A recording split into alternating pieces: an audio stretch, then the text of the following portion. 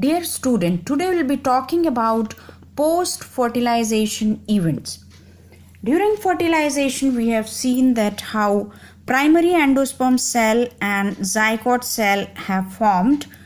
Now these cells will further give rise to endosperm and embryo respectively. So from the primary endosperm cell, it undergo mitosis and give rise to the formation of endosperm, which occur prior to the embryo formation, whereas the zygote further undergo the mitosis and development and give rise to the formation of embryo. This is called embryogeny. If you look at the endosperm, what is endosperm? Endosperm is a tissue developed surrounding embryo in angiosperm that provides nutrition to the growing embryo. It is also present in the seed as a reserve food. So how it is present? In some plant, it provides nourishment to the embryo at the time of germination, whereas in some other plant, its food is consumed by cotyledon during the development of embryo. Now over here, the primary endosperm, it undergo number of mitotic divisions and give rise to endosperm. Now these mitotic divisions are of three types: nuclear type, cellular type and halobial type. Nuclear type give rise to nuclear endosperm, cellular type give rise to cellular endosperm and halobial type give rise to halobial endosperm. Let's discuss what are these three, how they are different from each other. If you look at the nuclear type of endosperm, during mitotic division, number of nuclei are formed, but they do not develop wall around themselves, so they are free in the cytoplasm of embryo sac. Over here you can see this is the primary endosperm cell. It will undergo mitotic division. 2 nuclei are formed, from 2 4 are formed, and then many are formed, and they are not surrounded by any wall, so they are free. If you look at the cellular type of endosperm, the nuclear division is followed by cytokinesis. In each case, each nuclei develops cytoplasm and wall around themselves. So if you look at this is the endosperm cell, and then it divides into two, and along with the formation of cytoplasm, you can see the wall is there between the two nuclei. Again, many nuclei are formed and there is wall which is developed across them. So this formation is cellular type of endosperm formation. Now halobial is intermediate between the cellular and nuclear. So first few mitotic divisions are accompanied by cytokinesis and wall formation, but later on the subsequent divisions are free nuclear type. There are large number of nuclei at micropylar and as compared to the chalazal end. So you can see micropylar and chalazal, these describe the polarity of cell, and this is how initially they are the nuclei are walled, and then later on you can see number of free nuclei at micropylar end as compared to the chalazal end.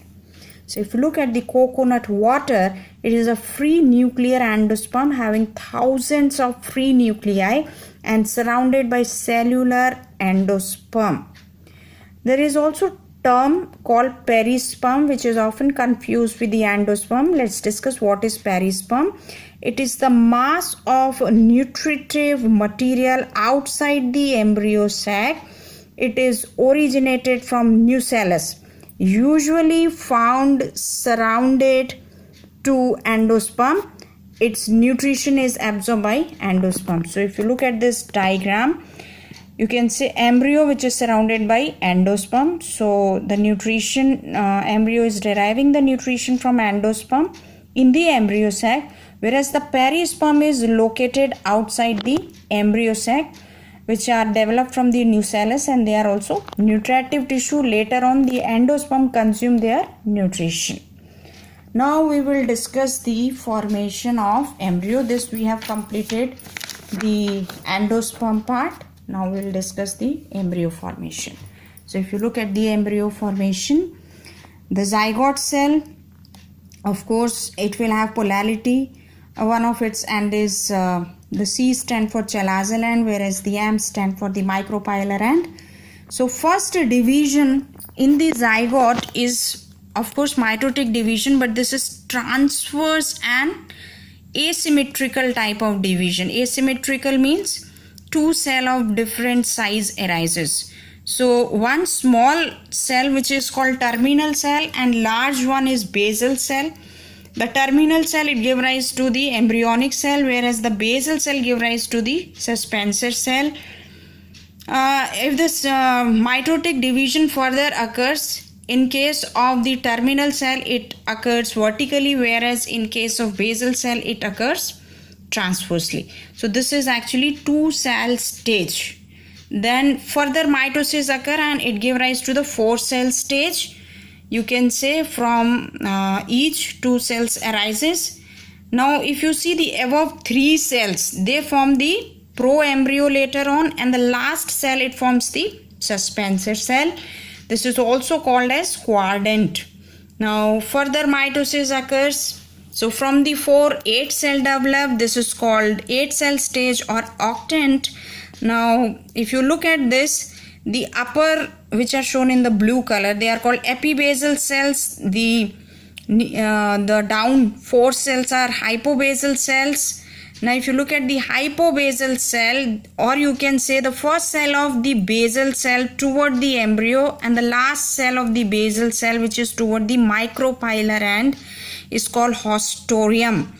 Okay, and this is the first cell toward the micropylar end. It absorbs the food for developing embryo, whereas the hypophysis it give rise to root cap and radicle later on. So now if you look at this structure, epibasal cells, what happens in them?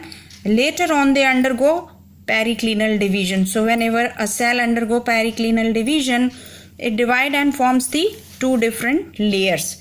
So outer and inner layer are formed. The outer layer is called dermatogen or protoderm, whereas the inner layer is called protodermal cells.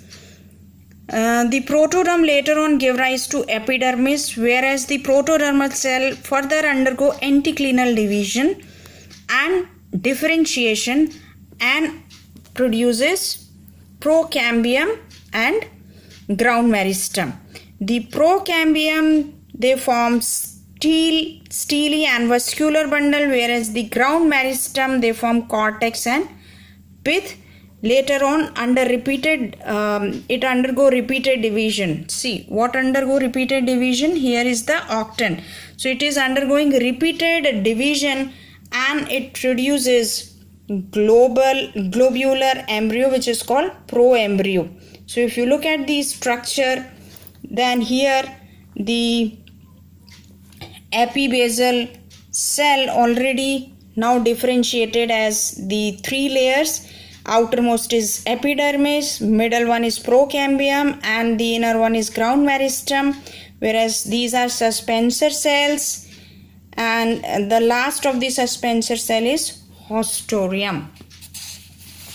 Now next is, here we will see how from the proembryo heart-shaped embryo is formed. So it undergoes several differentiation stages, and a stage come where the 2 cotyledons are formed. Okay, so when the 2 cotyledons are formed, then we say this is a heart-shaped embryo. Then from the heart-shaped embryo, the mature embryo forms.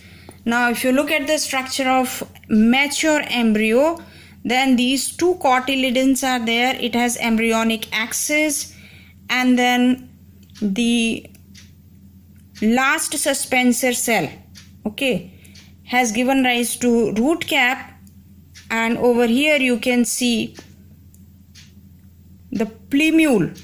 Okay, first we will discuss epicotyle, which is part of embryonic axis, lies above the point of attachment of cotyledons, and the plumule lies at the tip of epicotyle and give rise to shoot. If you look at the lower part of embryonic axis, the part is called hypocotyle, the part of embryo between the radicle and cotyledon.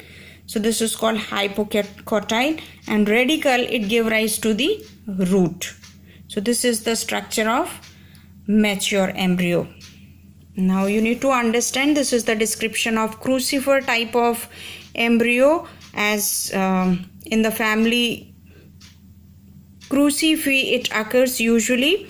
And this type of embryo, in this type of embryo, basal cell play little or no role in the development of embryo. So here we complete the post fertilization events. Thank you.